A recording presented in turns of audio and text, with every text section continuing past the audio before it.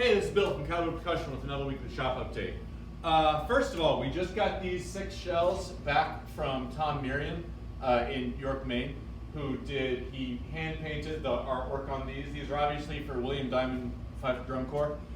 And we're working right now on rebuilding their entire drum line, well, refinishing, but I'm also doing a lot of repairs. The original plan was just to make them look pretty, but as we go along and take these drums apart, we're finding that there's a lot of things that are pretty in bad need of repair. So we're doing that too, and just trying to get them all in as good a shape as we possibly can. William Diamond is going to do some traveling this season. I think they're going to England for a big kind of international tattoo there. So they really wanted their drums looking sharp, so that's what we're doing. So we just got these back from Tom. We did a beautiful job on the artwork. I'm doing the last coat of varnish on these, and then some of them need the bearing edges recut. I'm probably gonna want to cut them all actually. We'll get those put back together and back to the folks at William Diamond. And we just got another batch of drums from these folks that, now we gotta start tearing those down and refinish. So yeah, so this William Diamond drumline restoration project is going along really nicely. The next thing I want to talk about is also rope tension snare drums. So these 3 snare shells right here, these are all U.S. Army drums. These are 12 by 15. They're U.S. Army drums from World War II. Now, during World War II in this country, kind of the whole country sort of got behind the war effort, and it affected kind of like every aspect of people's lives, with different kinds of rationing and one of the ways that impacted manufacturing especially was all kinds of metal, ferrous and non-ferrous, all kinds of metal were being rationed. So for items manufactured in this country, nothing could be more than 10% made out of metal by weight. So regardless of what it was, if it wasn't for the war effort, it couldn't be more than 10% made of metal. And not just, so these drums were made under a Department of Defense contract, but it's not weaponry, so it's still, this metal rationing still applied. So, okay, so if you can't use metal to manufacture things, obviously that's gonna hit the musical instrument industry really hard, right? So, brass instrument manufacturers like Kahn and I think King, and I actually have to look this up, I don't remember which manufacturers did this, but basically the way those companies handled it, if they were going to stay in business, they switched their tooling over to build shell casings and other pieces of like artillery equipment, weaponry, and so they stopped making trumpets, trombones, tubas, and started doing shell casings and things. Drum companies handled it differently. So there were sort of like 2 tacks that they took. One was to build drums with all wooden, just entirely made out of wood.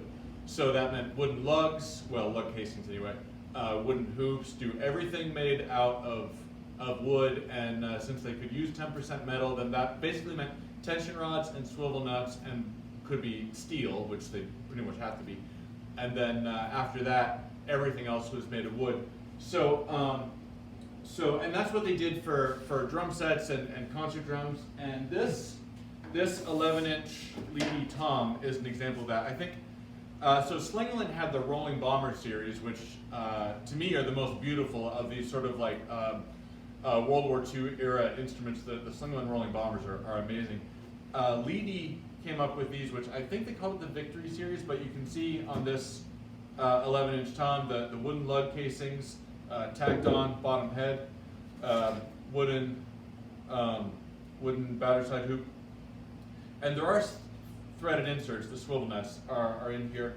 The tacks are obviously metal that hold the reso head on, and it had metal tension rods. But other than that, entirely made out of wood, and I don't know what wrap was made of. If it was still vinyl based or some kind of Bakelite or what it was. But anyway, and then of course natural skin heads. So that's what they did with drum sets. But with marching drums, for the most part, they went back to rope tension. So these drums were made for the Army bands, and they went back. So you can see these are drilled. I've restored one of these. If you follow along on Instagram or whatever, you might remember that I restored one of these once before. It was a WFL. So I don't remember the year, but I think about halfway through World War II, WFL was contracted by the U.S. military to make 4,000 12 by 15 marching snare drums. And that is what this is. This is a WFL. An interesting thing about this is they even made the snare strainer. Although the part that holds the guts and the screw are, of course, metal. Are they steel? Magnet. Yeah. So those are made of steel. But the mount for the snare strainer is made out of a piece of maple. So it's wooden, and they really only use metal where they absolutely had to. So I knew about this contract for 4,000 drums from WFL. What I didn't know was the Army also contracted Gretsch. So this drum is a WFL, just like the one that I restored a while ago, which turned out awesome, by the way. I'm really optimistic that these things are going to be amazing when we're done here. These two drums were manufactured by Gretsch, and they did things a little bit differently. The throw-off you can see is entirely, or it's not a throw-off, it's a strainer. The strainer is entirely made of metal. But other than that, and metal bug plates, there's very little metal on the drum. It's interesting to look at these, when you look on the insides of these drum shells, whether it's these two Gretsch shells or this WFL and the other WFL I worked on before, you can see, looking inside, that these things were seriously made in a hurry. There's like glue drips down the insides. The re-rings are very poorly sanded. A lot of corners were cut in the manufacture of these drums. But it's interesting because with the last one I did, the drum sounded amazing. And so it's clear that, probably the turnaround time was quick, also an order of 4,000, so that's a lot of drums. They're really deliberate about where they cut corners. So, you open the drum up and on the inside you're like, this thing's a mess. But all the stuff that was aesthetic on the outside of the drum, and more importantly, all the things that contributed to what the drum sounded like, they still built those things to a very high quality. The drum sounds amazing. From the outside they look great. The inside's a disaster, and it's just kind of, you can see how they were very judicious in the process of like, where are we going to spend our time on this thing? We got to make it sound good. Don't worry about anything else. So yeah, just as an instrument builder, to me, that's interesting because I think about like, well, if the government contracted me for 4,000 drums and they needed them in like, a few months, what would I do? How would I handle that? Well, one of the things I would do is obviously I'd have to subcontract out some of that because I couldn't do it all myself. And in this case, I think they did that too, because both the WFL and the Gretsch drums all have the same ears. So I don't know who made the ears for these drums, but they use the same ones. And with the last drum I had here, I wonder if I have one. There was a slightly different ear shape, but it used the same metal tab at the top. So I don't know what company was manufacturing ears for Gretsch and WFL, but whoever it was, both of those manufacturers got the ears from the same place. So I don't know. Again, as an instrument maker myself, this stuff is all really interesting to me. So anyway, that's the story with these. So these are 3 drums made for the U.S. Army in World War II that are all now going to get restored.